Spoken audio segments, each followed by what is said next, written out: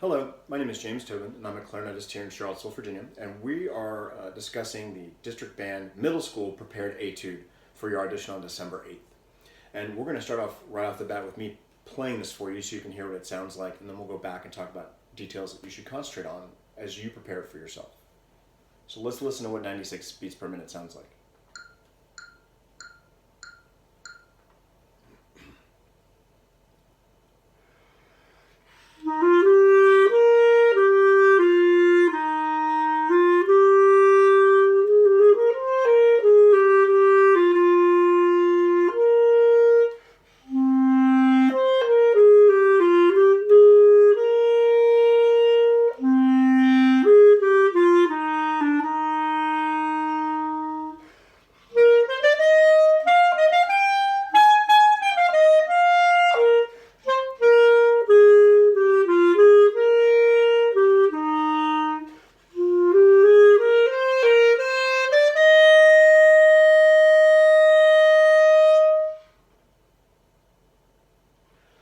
So there's a lot of interesting elements in there and the ways that you can play it that will make it individual and sound like your own piece, which I think is really important for playing and getting a score that represents you in the audition.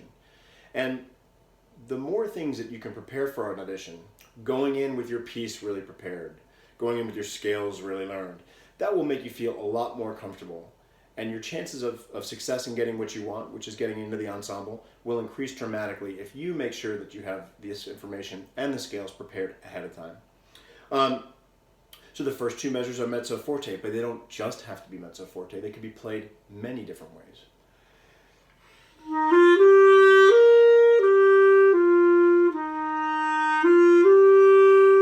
Or you can crescendo to the middle of the two measures.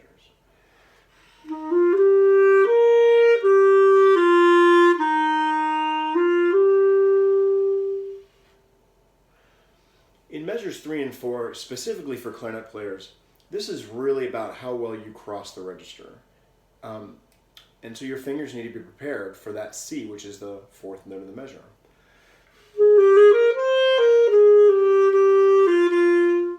And some things you can do to help yourself with that, if that's still an aspect that you're working on, is to start on the C and play from C to B flat to A back up. Okay?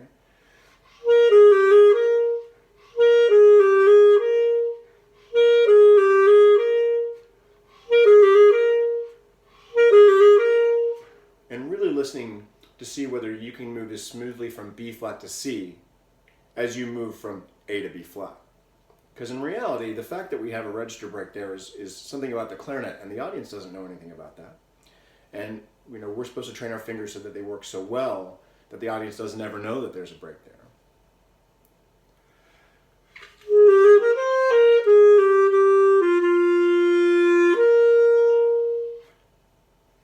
In the next measure, measure 5, I think the big thing is crossing smoothly from the first D to the second D.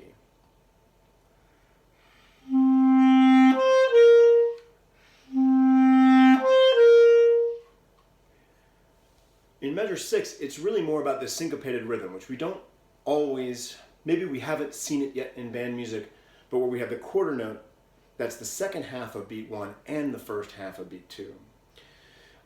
And so this sounds like one and. And usually when we have a syncopated note like that, we usually give that note a little bit of an accent, the quarter note that's in the middle of the two beats.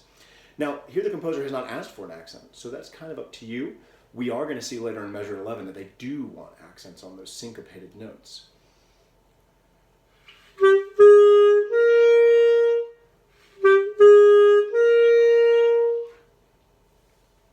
Measure 7 and 8 are largely pretty easy, and you just need to make sure that your dotted 8th 16th is nice and clear and crisp, that the dotted 8th note is 3/4 of a beat and the 16th note is 1/4 of a beat.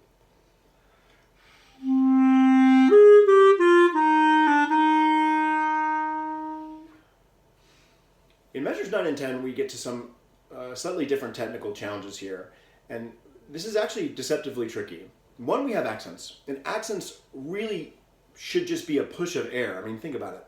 That diminuendo that accent is a diminuendo symbol. It's a push of air that that diminuendos, right? And then we're being asked to also tongue lightly in the second register. And it would be so much easier if the composer had given us a forte here, but they saved that for the last measure of the piece. This is mezzo piano. So really, you need to keep the wind, aside from the accents, you need to keep the wind super steady and tongue as lightly as you can.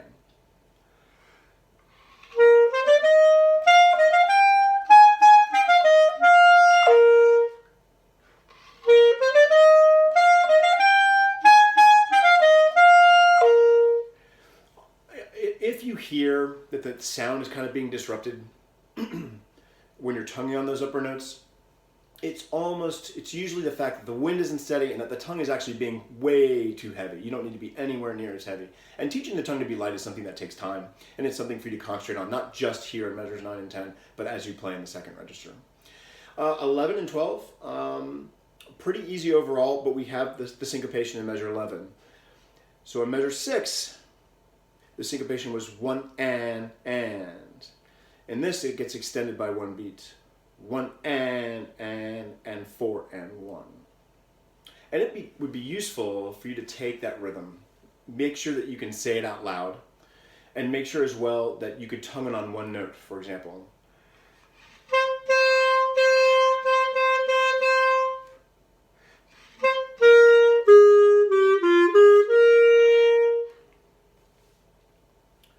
In the last two measures, what we're really talking about here is we get our first crescendo that the composer has required, and we get to give our first forte on a note that we're going to sustain for longer than 4 beats. That's what the fermata is there for.